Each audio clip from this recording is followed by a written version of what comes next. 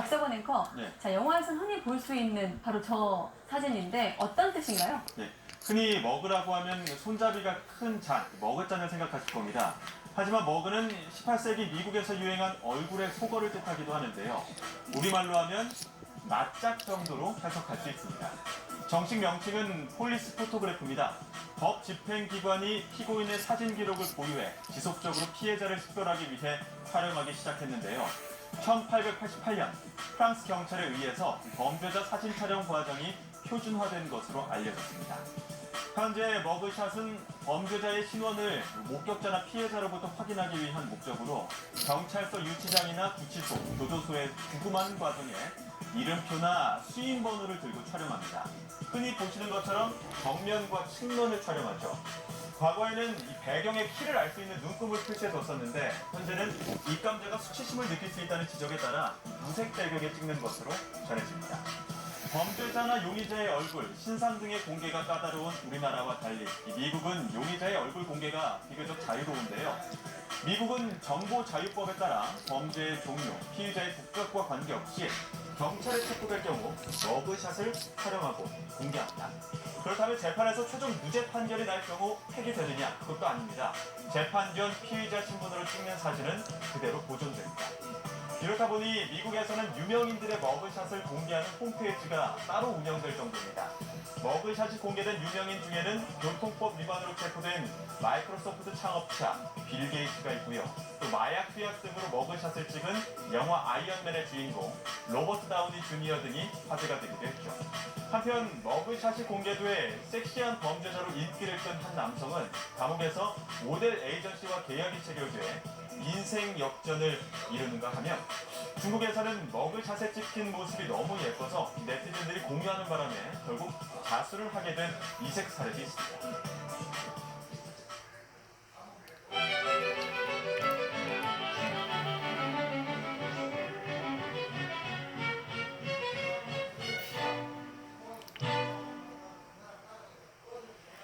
네, 경기도 한 아파트에서 누군가가 주차되어 있는 일본산 승용차 유리를 파손하고 도망갔습니다. 피해 차량 주인의 아내가 일본 사람이라고 하는데 반일 감정 때문에 그런 건 아닌지 모르겠다며 두려움을 호소했습니다. 김다현 기자가 보도합니다. 경기도 성남의 한 아파트 주차장. 승용차 뒷유리는 산산조각이 났고 검은 유리 파편은 바닥에 흩어져 있습니다. 조만간 들렸습니다. 내가 그 주인한테 차를 세워둔 하루 사이 일어난 일입니다. 뒷유리가 훼손된 이 승용차는 일본산입니다. 피해자는 누군가 고의로 부순 것으로 보고 곧바로 경찰에 신고했습니다. 경찰은 돌을 일부러 유리창에 던진 것 같다며 최근 한일 갈등과 관련된 범죄인지 조사 중이라고 밝혔습니다. 주변 CCTV 등을 통해서 용의자 특정 그 단계라고 보시면 될 것 같습니다. 반일 감정에 의한 거다 그런 거는 수사를 해봐야지 확인이 될 수 있는 사안 같습니다. 피해 차주는 일본산 승용차란 이유로 공격의 대상이 됐다는 생각을 떨치지 못하고 있습니다. 5년 전 함께 한국으로 온 일본인 아내는 불안에 떨고 있습니다. 자기가 잘못한 거 없는데 이렇게 범죄를 당하게 되니까 약간 한국에서 사는 게 트라우마가 생길 것 같다고 그러더라고요. 최근 일본차가 훼손되거나 외제차의 우길기 운양에 낙서를 한 사건 등이 잇따르고 있습니다. 반일 감정에 기반한 건지 아니면 최근 분위기를 빙자한 장난인지 아직은 알 수 없지만 분명한 건 애꿎은 피해자만 생기고 있다는 겁니다. YTN 김다현입니다. 한국인 징용 피해자 배상 문제를 둘러싸고 촉발된 한일 간 갈등이 장기전으로 흐를 거란 전망이 일본에서 나오고 있습니다. 마이니치 신문은 아베 신조 일본 총리가 한국과의 문제는 시간을 들일 수밖에 없다고 주변에 얘기했다고 보도했습니다. 신문은 아베 총리가 한국, 중국과의 관계에서 부침을 경험했다면서 최근에 한일 갈등 심화를 다룬 특집 기사에서 이같이 밝혔습니다. 특히 올해 아시아 태평양 경제협력체 APEC 회의나 한중일 3국 정상회의에서도 징용 배상 문제에서 진전이 없으면 아베 총리가 문재인 대통령과의 회담에 응하지 않을 태세라고 평가하기도 했습니다.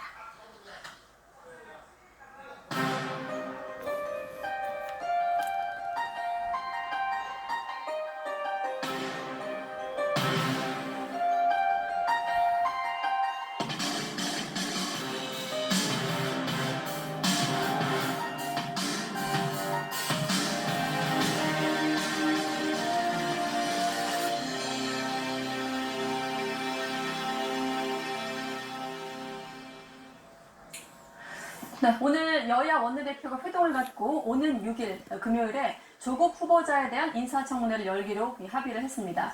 여기에 대해서 청와대와 조국 후보자 늦었지만 다행이라는 입장을 각각 밝힌 상황이고요. 앞으로의 쟁점들 김현 전 민주당 의원 또 이재영 전 새누리당 의원 두 분과 함께 짚어보도록 하겠습니다. 안녕하십니까? 안녕하세요.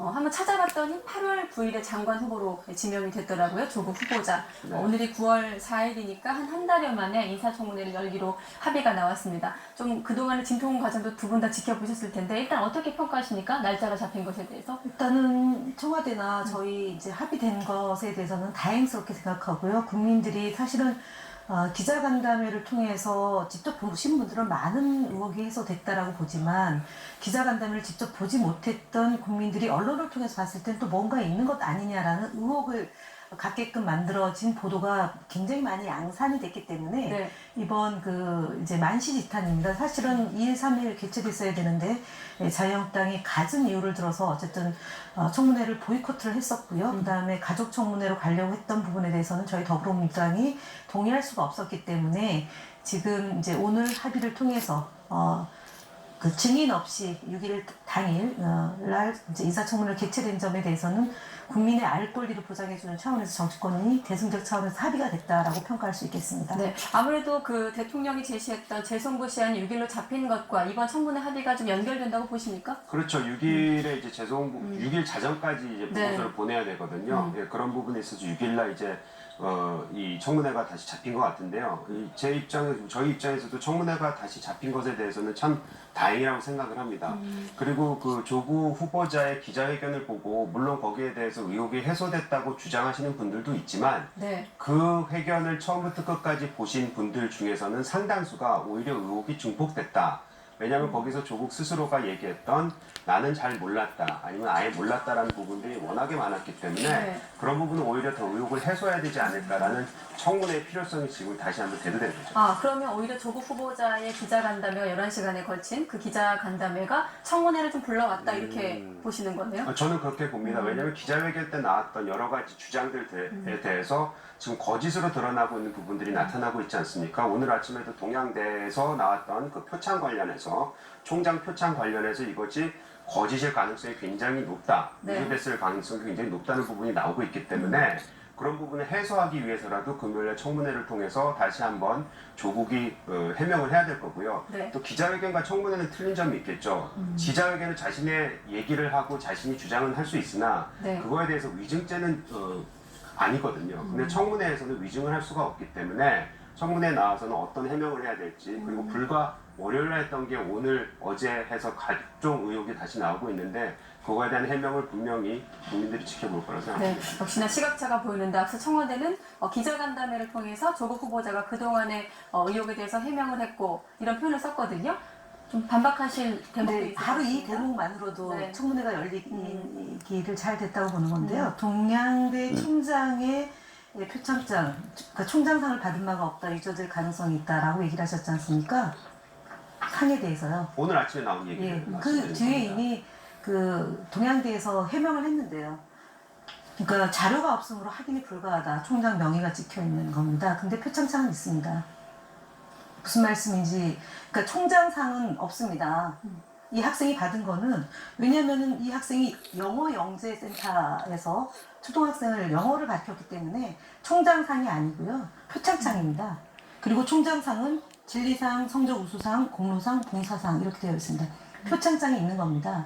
근데 지금 유죄될 가능성까지 해서 한 단계에서 두 단계까지 건너뛴 겁니다. 그렇기 때문에 청문회를 해서 바로 잡아야 되겠죠. 네, 그 총장 표창에 대해서 말씀하셨는데 네. 총장 표창 같은 경우에는 지금 총장 스스로가 자기가 준 적이 없다, 기억도 없다 이런 얘기를 하고 네, 있고요. 번복이 됐죠. 자료가 네. 없는 부분에 대해서도 얘기가 나왔고 네. 그것에 대해서 아무래도 앞으로 그거를 의혹을 해소할 수 있는 기회가 주어진 건 조국 후보한테 네, 어쩌면 그러고요. 좋은 것일 수도 있고요. 네. 제가 봤을 때는 그것이 만약에 사실로 드러난다면 그거에 대한 책임을 또 회피할 수 언론 없죠. 보도가 100% 옳다라고 믿진 않으시잖아요. 아, 그럼요. 지금 언론 보도가 오늘 아침자 보도된 거랑 동양대에서 해명이 나왔기 때문에 이미 오전 오후 상간에 그러니까 네. 변경이 됐는데 오전 상황을 그대로 말씀하시고 있다는 점을 제가 지적한 겁니다. 일단 저희 그 YTN 그 취재 기자가 취재한 내용 다시 한번 요약을 해드리면 그 표창장과 관련해서 동양대 총장이 YTN과의 통화에서 딸의 표창장 기록이 없다는 부분이 입장이 나온 거고 또 표창 1년 전에 역시 틀리다. 그래서 진상조사위를 꾸릴 것이다라는 입장까지 나온 상황이기 때문에 이 부분은 좀 검찰 수사를 통해서 확인이 좀 필요하지 않을까? 그 부분에 대해서 좀 바로 잡을 네. 것은 자료 없음으로 확인 불가한 자료가 나왔습니다. 동양대에서 나왔고요.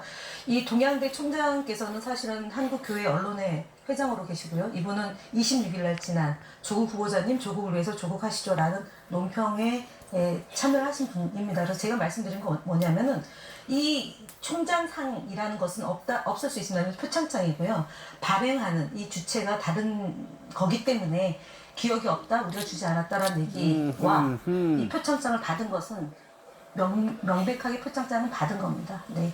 이 부분에 대해서 지금 말씀을 계속 하시는데 YTN에서 지금 확인한 부분도 있고요. 지금 수사가 지금 진행되고 있는 걸로 알고 있습니다. 그렇기 때문에 이 부분은 분명히 극명하게 달려질 거라고 생각을 하고요. 또 지금 아까 말씀하신 부분에 대해서는 좀 안타까운 부분이 뭐냐면은 지금 해명을 하시는 부분에 있어서 그 총장의 성향이라든지 혹여라도 이 사람이 가질 수 있는 이념에 대해서까지도 이제 들고 저 나와서 사실관계를 그거를 말씀드렸습니다. 근데 그거를 얘기를 하시면서 오히려 이것이 사람에 의해서 거짓으로 해명될 수도 있다 뭐 이런 식의 아니요, 어디 그러지 않았습니다. 편향돼가지고 얘기를 했을 수도 있는데 그거는 해석을 조국 하지 보고 마시죠. 아니죠 그렇게 말씀하셨잖아요. 그 교회에 관련된 사람이 그렇게 성명을 얘기를 냈다, 했기 네. 때문에 그걸 가지고 지금에 와서 표창장과 연관시켜서 말씀을 하시는 것 자체가 제가 봤을 때는 굉장히 이거를 어떻게 해서든지 대한민국의 지금 의견을 갈라치게 하려는 그런 의도로밖에 볼 수가 없는 제가 부분도 있다고 저는 그거는 생각을 하기 때문에 이 의원님도 해석한 표창장하고 거예요. 아니죠 전 사실만 아니죠 얘기했습니다. 그거와 관련해서 조국 후보자가 사퇴해야 된다고 얘기하는 분들은 꼭 그런 이념을 가지고 있는 분들이 아니고요. 아, 예? 대학생들, 대학교에서 지금 촛불을 들고 있는 학생들도 지금 하고 있는데 그럼 그분들을 다 그렇게 몰아세우시지는 않을 거 아닙니까? 그렇기 때문에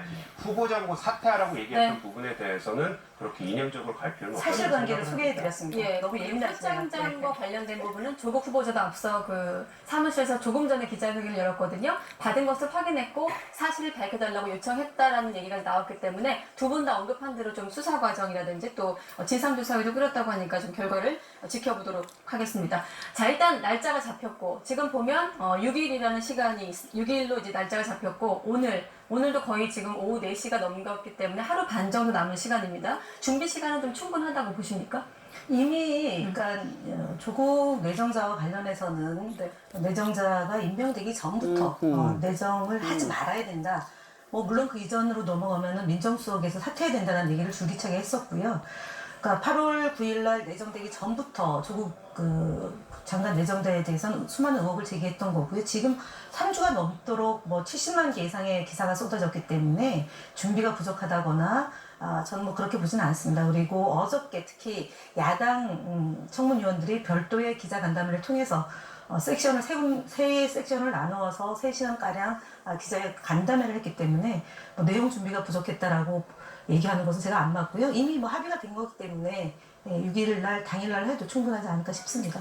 그럼 물리적으로 지금 이 하루 반의 시간을 통해서 어떤 준비들을 하는 겁니까? 네. 일단은 뭐 증인들이 채택이 안 될 가능성이 굉장히 많기 때문에 네. 물론 그 사이에 설득을 할 부분은 필요하다고 저는 생각을 해요. 법적으로 이분들이 나올 필요는 없는 지금 시한이 됐기 때문에 그 부분은 좀 아쉬운 점이 있지만 말씀하신 대로 지금까지 나왔던 여러 가지 의혹들 그리고 또 다시 한번 기자회견 때문에 다시 일어난 또 다른 의혹들에 대해서는 충분히 그거를 준비할 만한 시간적 여유는 있다고 생각을 하고요. 예. 물론 이틀이고 3일이면 더 많은 그 의혹에 대해서 질문도 할 수 있고 그거에 대한 해명을 할 수 있기 때문에 이건 다 상대방한테 둘 다 양측에 좋다고 생각을 하는데 네. 어찌 됐던 간에 금요일 청문회를 통해서 그 위증이 가능하지 않은 그 청문회 환경 속에서 청문회를 진행할 수 있다는 부분은 국민 의혹 해소에 어느 정도 도움이 될 거라고 저는 생각을 하고 네. 있습니다. 지금 5시에 법사위 전체 회의가 열릴 예정이잖아요. 이 자리에서 청문 계획서 문제, 또 증인 채택, 자료 제출 요구 이 세 가지 안건이 꼭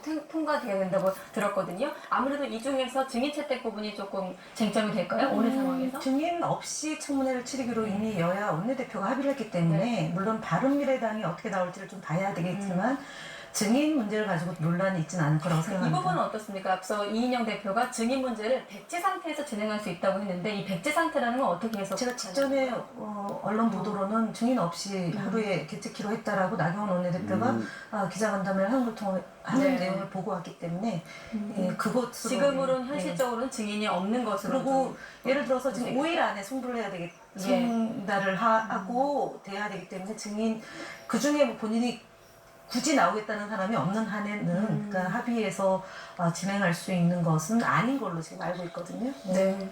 어떻게 네, 보십니까? 뭐 아까도 말씀드렸지만요. 그 여러 증인이 나올 수 있는 기회가